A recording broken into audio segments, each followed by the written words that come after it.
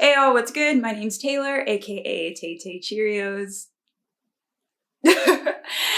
And so today I kind of wanted to go into a little bit of like the history, impact, and influence of the Bratz. So I did a little YouTube search and see a whole lot about it, except one video by Negative Legend titled What Happened to Bratz. And I think Negative Legend has some like cool stuff in their content, for instance, such as their video on what happened to Totally Spies, which I really enjoyed. However, the Bratz one left me feeling a bit curious still, so I decided, as someone who was a fan growing up, collecting and playing with the dolls, playing the video games, watching the show, the movies, buying the albums and whatnot, I figured why not give my 2 cents on what happened to the Bratz, why they're iconic, and why they were able to make a resurgence now. So let's get into it.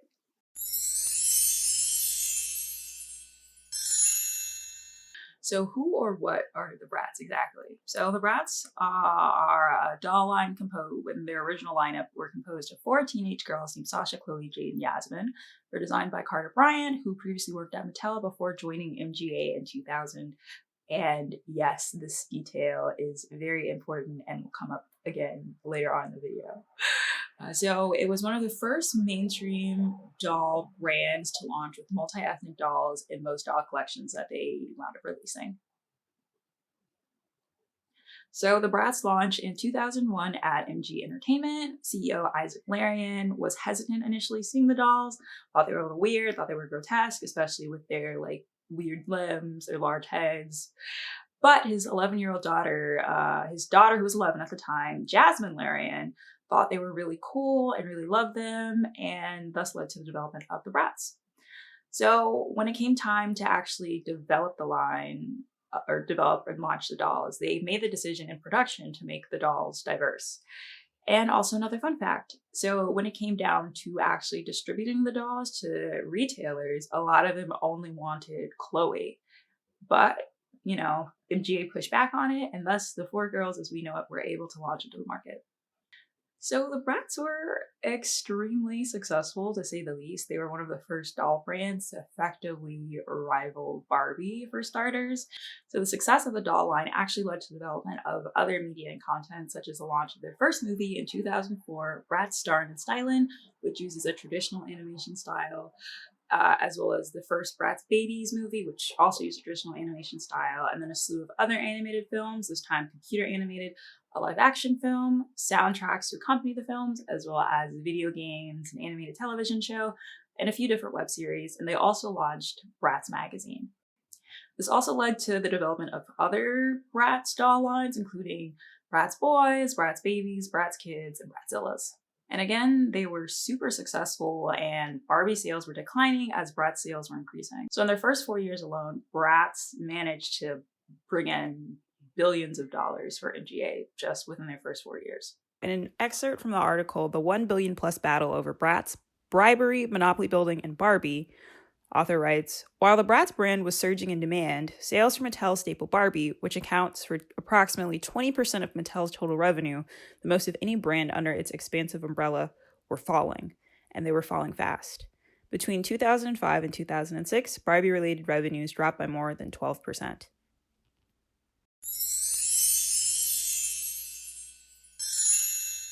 So Bratz and their controversies. So parents did not really like the Bratz. Many parents thought that they were inappropriate because they were overly sexual, and they were basically encouraging young kids to grow up earlier, develop faster. And I think a lot of the controversy surrounding Bratz is really interesting because it seems more that Bratz are a symptom and not really the cause of why parents are really upset or angry.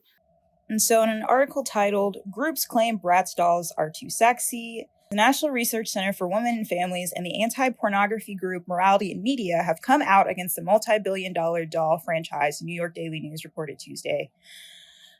Now, a quote from Diana Zuckerman says, "It's really shocking that 6-year-old girls are playing with these very sexualized dolls, and girls even younger, and even girls younger than that. In my opinion, there's just a pedophilia quality to the marketing, and it might inspire young girls to dress like sluts. When girls dress like this, they can become targets." In the article, Are Bratz Dolls Too Sexy? By Sally Wadika for MSN Health and Fitness. Sally Wadika writes, But it's not just pop stars who are to blame for popularizing looks that are too sexy for grammar school. The latest culprit in this culture war is something seemingly innocent: a line of dolls. The Bratz are marketed as dolls with a passion for fashion. Fashions that include low-cut jeans and halter tops worn over little girl-like bodies. MJ Entertainment, the company that makes them, says the girls are geared towards girls ages 7 to 11, but girls as young as 4 are eager to play with them too. And in a culture that glorifies fashion, runway models, and celebrity cover girls, it's no surprise that the obsession would trickle down to even preschool fashionistas. Little girls have always wanted to emulate older ones, but critics claim that the message of the wildly popular Bratz dolls, according to the manufacturer, over 145 million have been sold since they debuted in 2001, is that image is everything. The dolls encourage girls to think about themselves as sexualized objects whose power is equated with dressing provocatively, says Susan Len, co-founder of the Campaign for a Commercial-Free Childhood, or the CCFC. So with the rise of internet and social media, there was a lot more access to imagery and content. Thus, there was this rapid overconsumption of media that, on a level that was unprecedented, and parents and all of us alike had never really seen or experienced before now, or before then. And so I think with the Bratz, a lot of the negativity, again, stems from how Bratz were reflective of the media and of the shift in times. I think rather than being angry with a doll brand, parents should spend more time monitoring what images and beliefs their kids are internalizing from the environment around them. And I also feel like there should be larger conversation on the effects of media on childhood development. And I also feel like a lot of the controversy with Bratz, again, goes into how certain bodies or body parts are racialized. So if we look at the Bratz, they're the first line of multi-ethnic dolls that were released into the market, and they have somewhat fuller figures, as well as having fuller lips, larger facial features, etc. And to label the first group of multi-ethnic dolls as being overly sexual is a bit racist in and of itself. So these dolls are reflective of girls we know and we saw in real life, and coupled with 3 of the 4 girls being women of color, and how girls of color, women of color, are fetishized, exoticized, and sexualized for things like our bodies and other beliefs that people have about us, and things that are out of our control is it's a little weird. Not a little, it's very weird. Very, very weird, very odd, very bizarre.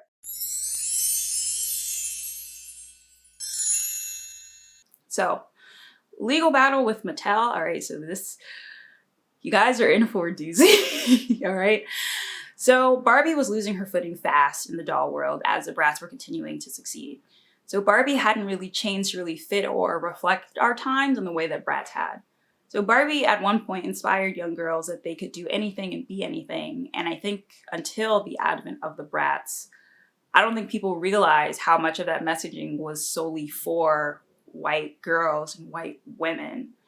So when Barbie first dropped, segregation and Jim Crow were still a thing. And it's kids of color, people of color at this time were still and even now, we're expected to sort of have to relate to white people because white people are the norm. They have been the standard for so long. And I think Barbie, again, stands for this sort of white, idyllic, white femininity. And the Bratz were the antithesis of that. And it for sure challenged a lot of our beliefs concerning femininity and what that really looks like, what that means, and how femininity can include so many different things. Femininity there's no one singular way of being feminine or expressing your femininity. And I think that's what the Bratz did a really good job at representing and exemplifying. Alrighty, so for Carter Bryant's employment with Mattel, again, like I mentioned earlier, he was working for Mattel right before he started working for MGA and helped develop the Bratz. So the issue comes down to when exactly Bryant developed the dolls, because if he was employed by Mattel when the dolls were being developed, they would technically fall under the jurisdiction of Mattel. They would be Mattel's property. So the question of who owns the Bratz became really important and is a big reason why the lawsuits even came about in the first place. So in 2008, Mattel sued MGA for $1 billion. Basically, they wanted the rights to the Bratz dolls and claimed that MGA was engaging in unfair business practices such as like spying, trading trade secrets, the gist. All right, but MGA counters saying that Mattel was actually infringing upon some of MGA's designs for the Bratz, such as the packaging. So as you know, the Bratz come in like trapezoid-shaped shaped boxes, which as far as I know, they were like the first to really do that. But yeah, so Mattel circles back to the Bratz being their property because of Bryant's employment with the brand prior. So the judge ruled that Carter developed the dolls while working at Mattel and that CEO Isaac Larian encouraged Bryant to breach or, violate his contract. Thus, MGA was expected to pay $100 million to Mattel. Along with that, MGA was stripped of all of their rights with the Bratz brand. So they couldn't manufacture, distribute, or sell anything related to the dolls. And they also had to remove the dolls from the shelves, which is why sometime during 2008, it seemed as if the Bratz had just disappeared all of a sudden. Okay, so MGA launched an appeal and the retrial begins. And so the judge did prove that Bryant did breach his contract, but they also found that Mattel didn't have much of any evidence pointing to MGA engaging in unfair or shady business practices. But they wound up proving that Mattel was actually the ones doing the weird stuff. All right, and as a result, Mattel had to pay MGA over $300 million. So the whole thing proves to be kind of wild that Mattel's like arguing over copyright infringement, especially when Barbie is quite literally a blatant ripoff of a German doll. All right. So the German doll that Barbie was ripped off of is named Lily, and she's from a character in a German comic strip. So different articles say she's like a call girl, and like another article said she was like a secretary who was like scantily clad. I'm not really sure, but basically she had a comic strip named after her. It was a little sexually suggestive, a little risque, the vibes. So they developed Lily's likeness into a doll because of how well the comic strip was doing in 1955. And typically the doll was given out as like gag gifts, or they were typically sold at adult shops. So they weren't really intended for children, nor were they really advertised or sold for children to even have the chance to really like see them, or even like the chance to even like ask for them. Yeah, so like children, they were not geared for children at all. Children wouldn't even really see that. Like, you know what I'm saying? Yeah, I get what I'm saying. So Mattel's co-founder and former president, Ruth Handler, visited Europe in 1956, saw the dolls, thought they were really cool, and brought some back to the US. And thus in 1959, Mattel launched their first Barbie doll. And anyone with eyes could see that Barbie was a very clear ripoff of Lily. I think the biggest difference might have been the fact that Barbie was a few shades lighter than Lily. And I think her facial features were slightly different, but like not different enough to not question like, oh, like this is, you know what I'm saying? You get what I'm saying? So Lily's manufacturer actually wound up suing Mattel a few years later, and they settled, and Barbie actually bought the rights to like the doll and like the copyright a few years later. So Lily was no longer really on the market anymore. It was now like property of Mattel. So I think this whole like legal battle with the Bratz is pretty like hypocritical / ironic considering Barbie's origins, but that's not my business.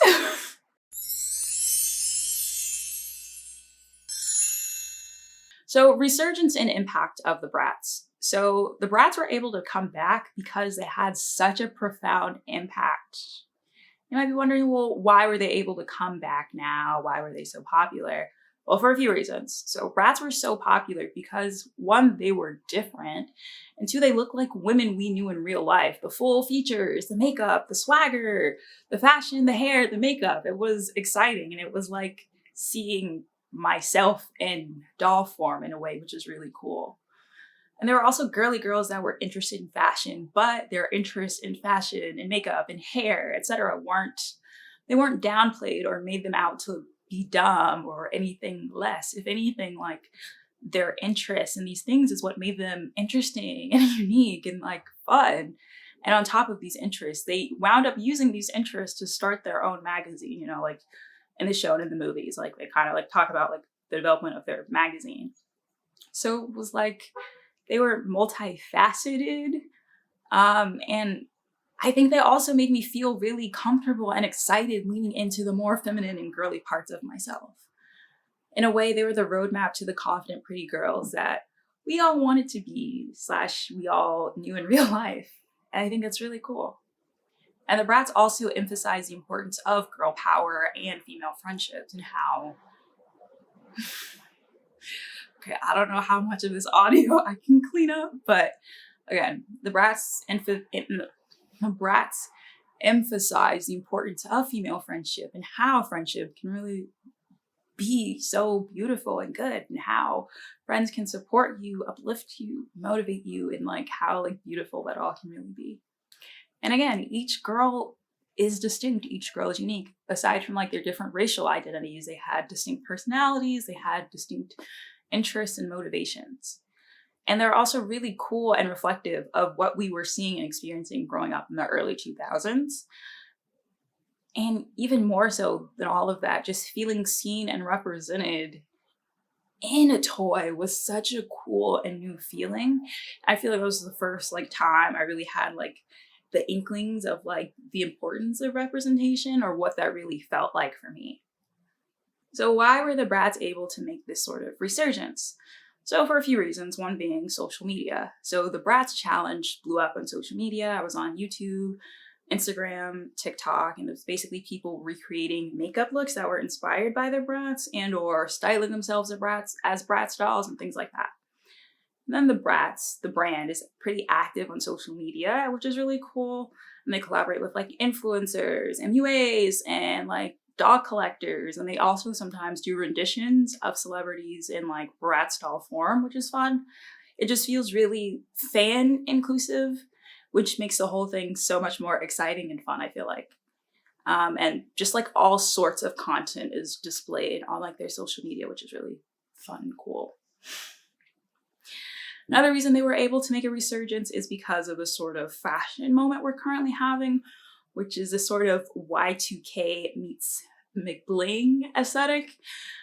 And because the dolls existed during both periods, depending on when you like consider like the end date of Y2K and like the beginning of McBling. So they were sort of like existing during both periods of time pretty much. So Y2K refers to the late 90s and early fashions of Y2K, and often includes a sort of futuristic look and is technologically based, and like think of like chromatic or like holographic like prints or like patterns. Like think of like movies like Xenon, or even thinking of like TLC and Janet Jackson's like visuals and like styles during the late 90s and early 2000s. Like that is Y2K in and of itself. And then there's McBling, so it kind of like sounds like what it is. And so McBling is like bright, eye-catching jewelry and like bedazzled and rhinestones and things like that. It was pretty like flashy and kind of out there.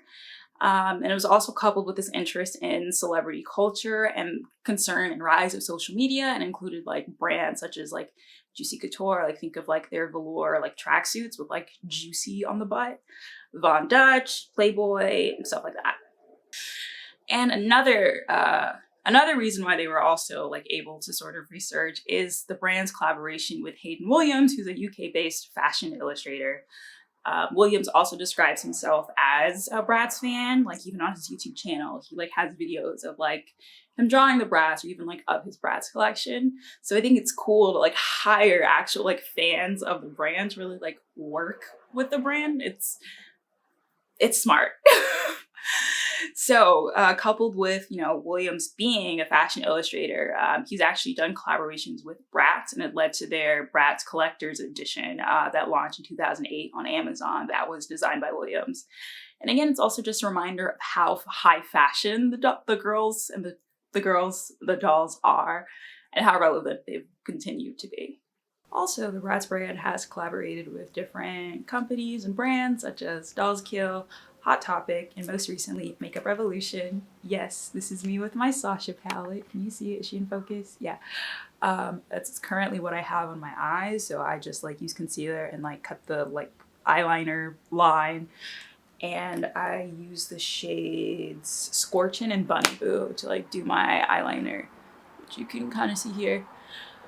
And on my lips, I line with this crayon, which is the Sasha one. Yeah, you see the bunnies on it. And I use a couple different matte lipsticks actually, but then on top I use the Bratz Clear lip gloss. And all the lip glosses are like plumping, by the way, if like you're not into that. But like it's not that bad. Like I've never like used a plumping lip gloss before, but like it's chill with me. But yeah, that's it for this video. I hope you guys learned something. I hope you like something. Let me know down in the comments what you like about the Bratz, what you like about this video. And yeah, tune in next time. Bye y'all.